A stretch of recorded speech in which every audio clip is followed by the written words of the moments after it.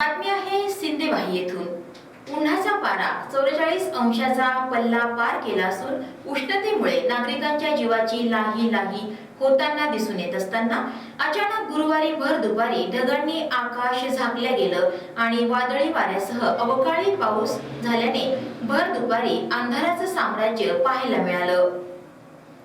अवकाळी पावसामुळे उष्णतेने त्रसलेल्या जनतेला वातावरणातील गारव्यामुळे दिलासा मिळाला असला तरी शेतकऱ्यांची अवकाळी पावसामुळे तारांबळ उडाली।